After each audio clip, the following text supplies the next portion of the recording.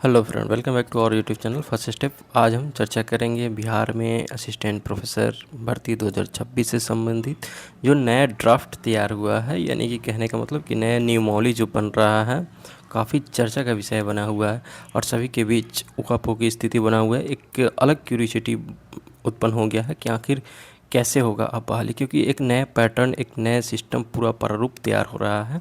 उसके अकॉर्डिंग बिहार के सभी कॉलेज और विश्वविद्यालय में जितने भी स्टेट यूनिवर्सिटी है उसके अंदर जितने भी कॉलेज हैं उन सभी में सहायक प्रोफेसर की बहाली के लिए एक नियमावली तैयार की जा रही है, जो अभी तक चली आ रही परंपरा से बिल्कुल इतर है। तो उसको जानना बहुत ही महत्वपूर्ण है और इस अभी के दौर में जो कि सही इन्फॉर्मेशन मिलना चाहिए वो कि बहुत ही कम मिल पाता है। इसलिए आज हम आप लोग के सामने ड्राफ्ट का कॉपी लेकर के आया हूँ, एकदम हूबहू रियल कॉपी लेकर के आया हूँ, ताकि उसको देखें और समझे कि आखिर रियल क्या है और क्या नहीं है। ठीक है, जो कि आपके आने वाले फ्यूचर के प्लानिंग के लिए आप आगे क्या अपना स्ट्रेटजी अपनाने वाले हैं उसके अकॉर्डिंग आपको काफ़ी फ़ायदामंद होगा।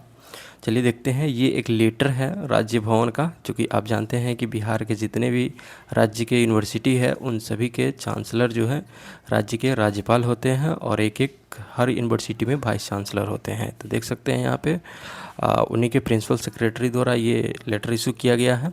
इसमें vice chancellor of all state university of Bihar लिखा होगा, एक्सेप्ट इसमें 2-3 यूनिवर्सिटी को छोड़ करके।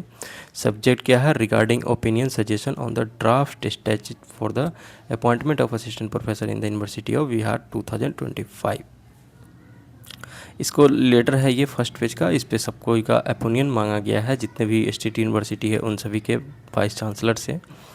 तो उसके बाद के हम लोग देखेंगे ड्राफ्ट के नियमावली में क्या है। देख सकते हैं एनेक्सर 1 में लिखा हुआ है distribution of marks for short listing या फिर selection of candidate for the post of assistant professor in universities क्या रहेगा। तो इसमें जो है रिटन एग्ज़ाम आएगा आपके एलिजिबिलिटी क्राइटेरिया के अकॉर्डिंग। एलिजिबिलिटी क्राइटेरिया फुलफिल करने के बाद जो है पहले क्या होता था, एपीआई के स्कोर के हिसाब पे, यानी कि एकेडमिक परफॉर्मेंस इंडेक्स के हिसाब से आपका मेगा सूची तैयार किया जाता था और उसी पे शॉर्ट लिस्ट कर लिया जाता था इंटरव्यू के लिए। ठीक है, तो अब ऐसा नहीं है। अब जो है कि रिटन एग्ज़ाम होगा और इसमें पारदर्शिता लाने के लिए ऐसा किया जा रहा है। ठीक है दोस्तों, तो इसमें हम आपको पूरी जानकारी देंगे और एकदम सटील ऑथेंटिक जानकारी मिलेगा, इसलिए चैनल को लाइक, सब्सक्राइब, शेयर करना ना भूलिएगा। देखिए, पहला इसमें कथन है कि written examination of concern subject will of 160 mark and of 3 hour duration. 3 घंटे में जो है 160 मार्क्स का रिटन एग्ज़ाम होगा। ठीक है ना। The marks obtain in written examination shall be 80% of the total weightage mark. और ये 160 मार्क्स जो है रिटन एग्ज़ाम का, वो जो है टोटल जो हमारा मेरिट बनेगा उसका 80% है। यानी कहने का मतलब है कि 160 जब 80% है तो 100% कितना हो जाएगा? 200 हो जाएगा। तो बचा जो हमारा 20% यानी 40 मार्क्स, वो हमारा इंटरव्यू से आएगा। ठीक है, वो कहाँ से आएगा? वो इंटरव्यू से मिलेगा। इसको आप समझ लीजिए। अब यहाँ पे रिटन एग्जामिनेशन कहने का मतलब है, आप ये नहीं समझिएगा कि ऑब्जेक्टिव टाइप का एमसीक्यू रहेगा, ऐसा बिल्कुल नहीं है। ऑब्जेक्टिव एमसीक्यू नहीं है। ठीक है ना। यहाँ पे क्या हो जाएगा? सब्जेक्टिव एग्ज़ाम हो जाएगा। सब्जेक्टिव एग्ज़ाम कहने का मतलब हुआ कि और जो हम लोग रिटन लिखते हैं, ठीक है ना, जिसमें लॉन्ग आंसर टाइप क्वेश्चन लिखते हैं बोर्ड एग्ज़ाम, या फिर अगर आप किसी भी सिविल सर्विस का मेंस एग्ज़ाम जो होता है उस टाइप का में इसका एग्ज़ाम हो जाएगा। तो यहाँ पे जो है इसका पीटी आप समझ लीजिए, या तो आप नेट क्वालिफाई हैं, क्या है, अगर आप नेट क्वालिफाई हैं, या फिर इसके जगह पे पीएचडी है, तो ये आपका एलिजिबिलिटी क्राइटेरिया हो जाएगा पीजी, और उसके प्लस में ये दोनों आ जाएगा।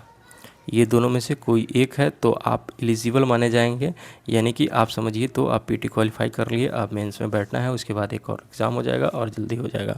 इससे क्या होगा कि जो एक्सपीरियंस वगैरह का सर्टिफिकेट जो है फ्रॉड हुआ है पिछली बहाली में, वो सब मामला नहीं उत्पन्न होगा और नए यंग एजेस लोगों को काफ़ी इसमें अपॉर्चुनिटी मिलेगा, मेरिटोरियस को अपॉर्चुनिटी मिलेगा। ठीक है ना।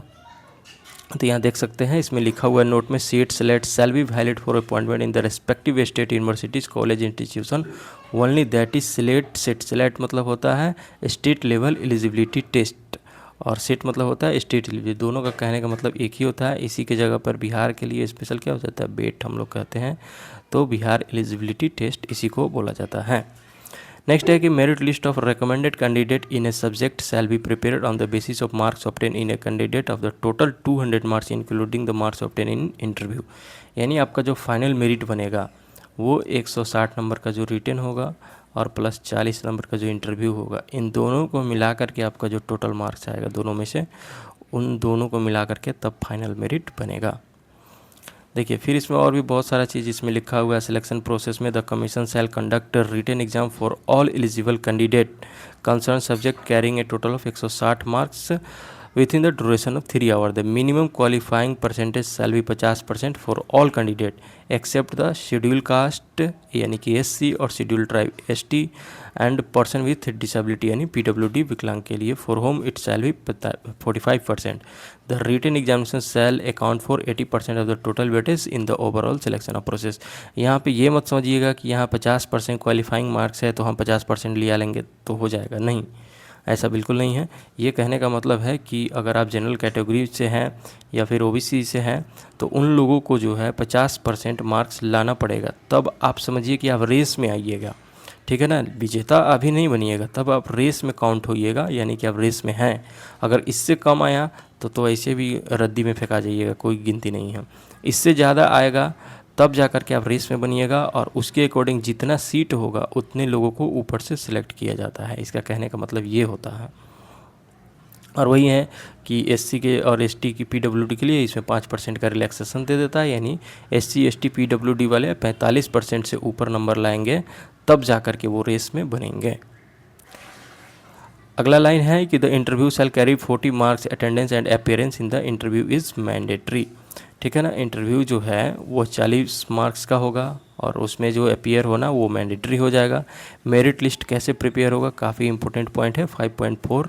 मेरिट लिस्ट देखिए, the final merit list shall be prepare on the basis of 80% of the weightage of written examination, जिसका फुल मार्क्स 160 का होगा, and interview 20% weightage of full marks यानी 40 marks, that is total 200 marks से ये तैयार होगा। फिर उसी तरह है यहाँ पे composite merit list for each subject considering the number of vacancy and reservation roster के अकॉर्डिंग तैयार होगा। Based on the composite merit university wise panel तैयार होगा, यानी कि आपका यूनिवर्सिटी वाइज पैनल तैयार किया जाएगा कि किस यूनिवर्सिटी के पैनल में आप तैयार होते हैं, फिर वो डिसाइड होगा। In the event of total marks obtained from written examination and interview being the same, candidate having higher mark in the written examination shall be placed higher in the final merit list. In the event of candidate having same marks in interview and written examination, then candidate who is older in age according to the date of the birth shall be placed higher in the final merit list in the event of candidate. इसका कहने का मतलब हुआ कि अगर दो candidate है, ठीक है ना, और दोनों कोई रिटन एग्ज़ाम इंटरव्यू का जो उसका मार्क्स है वो दोनों अगर सेम कर जाए मेरिट लिस्ट तैयार करने के लिए, तब उसमें देखा जाएगा कि कौन से कैंडिडेट जो है वो ओल्डर एज है। ऐसे भी कोई भी कम्पिटिटिव एग्ज़ाम में, जॉब वाले एग्ज़ाम में ऐसा होता है, तो यहाँ भी वही नियम बता रहा है कि अगर दो कैंडिडेट है, दोनों का मार्क्स सेम आ जा रहा है और दोनों का मार्क्स जो है वो कट ऑफ को पार कर रहा है, तो उसमें से किसको सेलेक्ट करेगा नंबर ऑफ़ वैकेंसी के अकॉर्डिंग, तो वो क्या करेगा, जो ओल्डर एज होगा उनको किया जाएगा, ठीक है। अगर डेट ऑफ बर्थ भी सेम हो गया तब जो है उनका नाम जो है देवनागरी स्क्रिप्ट में जो होगा, देवनागरी स्क्रिप्ट के फर्स्ट लेटर के अकॉर्डिंग जिनका नाम पहले आ जाएगा उनको ले लिया जाएगा। The procedure of interview shall be decided by the commission. The merit list is prepare by the commission shall be valid for 1 year from the date of issuance of appointment letter. देखिए यहाँ पे कौन commission होगा, मतलब कौन सा आयोग इसकी बहाली करेगा, तो ज़्यादातर चांस है BSUSC, इसका फुल फॉर्म होता है Bihar state university service commission, Bihar विश्वविद्यालय सेवा आयोग इसी को बोलते हैं। इसका गठन हुआ है अभी लेटेस्ट में, एक ही बहाली कंप्लीट करा पाया है, तो वही आयोग जो है अभी इसका बहाली करेगा। हालांकि बहुत सारे लोगों द्वारा ये मांग किया जाता है कि इस बहाली को BPSC को दे दिया जाए ताकि पारदर्शिता इसमें आए और बढ़े, लेकिन अभी तक बिहार विश्वविद्यालय सेवा आयोग ही करेगा। The commission shall also prepare composite merit of written examination, वो तो अभी बता दिए हैं। आइए देखते हैं कुछ इसेंशियल क्वालिफिकेशन इसका क्या है, वो काफ़ी इंपॉर्टेंट है। देखिए, ए मास्टर डिग्री विथ 50% मार्क्स और N equivalent grade in the point scale, अगर आपका परसेंटेज में है तो कम से कम 55% मार्क्स चाहिए मास्टर डिग्री, यानी कहने का मतलब PG में, और अगर ग्रेड वगैरह में है तो इसके इक्विवेलेंट जो ग्रेड आपका बन के आएगा परसेंटेज में उतना ग्रेड होना चाहिए, ठीक है। और यहाँ पे जो है रिलैक्सेशन दिया गया है किसके लिए, equivalent degree from accredited foreign university से भी हो तो चलेगा। Relaxation of 5% for SC ST EBC जो नॉन क्रीमी लेयर में आते हैं, BC जो नॉन क्रीमी लेयर में आते हैं उन लोगों के लिए 5 यानी कि उन लोगों का 50% भी मार्क्स होगा PG में तो वो वैलिड हो जाएंगे। अब आइए देखते हैं फिर नेक्स्ट में आते हैं कि इसमें जो है इसके अलावा क्या एलिजिबिलिटी होना चाहिए बिसाइड फुलफिलिंग द एबव, यानी कि ऊपर वाले जो PG का डिग्री आपके पास होना चाहिए उसके अलावा candidate must have the clear national eligibility test NET UGC का जो होता है वो, या फिर कंडक्टेड द CSIR भी होता है साइंस वालों के लिए वो होना चाहिए, या फिर अगर ये दोनों नेशनल लेवल का नहीं है तो स्टेट लेवल का जो एलिजिबिलिटी टेस्ट होता है जिसे हम लोग स्लेट बोलते हैं, सेट बोलते हैं, अभी बिहार में काफ़ी चर्चा है बेट का, बिहार एलिजिबिलिटी टेस्ट, इसका हम अलग से चर्चा करेंगे होगा कि नहीं होगा, बहुत सारा इस पे भ्रांतियाँ चल रहा है अभी, ठीक है, तो ये देखेंगे। फिर उसके बाद है कि अगर इन सभी में से ये एक क्राइटेरिया हो गया, ये कोई एक है और प्लस PG डिग्री है तो आप एलिजिबल हैं। दूसरा क्राइटेरिया इस बॉक्स में लिखा हुआ है, ये क्या है कि अगर आप इन सभी में कोई नहीं है, सीधा PG है, उसके बाद PhD डिग्री ले लिए हैं, पैट के थ्रू आपका एग्ज़ाम हो गया, सिलेक्शन हो गया यूनिवर्सिटी में, PhD अवार्ड हो चुका है आपका, तब आपको नेट स्लेट बेट से एग्जेम्पशन मिल सकता है, यानी एग्जेम्प्टेड आप हो सकते हैं, यानी बिना नेट किए हुए भी अगर आपके पास PhD डिग्री है तब आप हो सकते हैं। अब PhD डिग्री का कौन सा रेगुलेशन होना चाहिए, इसमें ये बहुत सारा चीज़ होता है, तो ये देखिए 2009 का रेगुलेशन यहाँ दिया हुआ है, ठीक है ना, और वो कैसे होना चाहिए, रेगुलर मोड में होना चाहिए, यहाँ पे लिखा है PhD thesis can be evaluated by the at least 2 external examiner द्वारा आपका वाइवा हुआ हो final and open PhD viva voce of the candidate has been conducted, the candidate have published 2 research paper from his her PhD work out of his at least of 1 refereed journal, कम से कम आपका 2 paper publish हुआ हो refereed journal में, the candidate has presented at least 2 paper based on his PhD work seminar supported by UGC ICSSR CSLA, इस तरह में आपका 2 पेपर पब्लिश होना चाहिए, तो ये PhD वालों के लिए है। उसके बाद यहाँ देखिए लिखा हुआ है NET SLET SET shall also not be required for such master program and discipline such is NET is not conducted by, हाँ ये काफ़ी इंपॉर्टेंट है कि कुछ सब्जेक्ट जो है जिस सब्जेक्ट में नेट का एग्ज़ाम नहीं होता है उनके लिए ये मैंडेटरी नहीं होगा, ठीक है ना, जैसे कि बहुत सारा रीजनल लैंग्वेज का जो सब्जेक्ट होता है उसमें नेट का एग्ज़ाम नहीं होता है तो कैंडिडेट वहाँ से कहाँ लाएंगे, तो उनके लिए ये ज़रूरत नहीं है, उनको ऐसे भी एलिजिबल कर दिया जाएगा PG डिग्री पे ही। फिर यहाँ पे या फिर एलिजिबल करने के लिए PhD खोज देगा, ठीक है, देखिए PhD degree has been obtain from a foreign university institution with ranking top 500 in the world university ranking by any of the following equal symptom.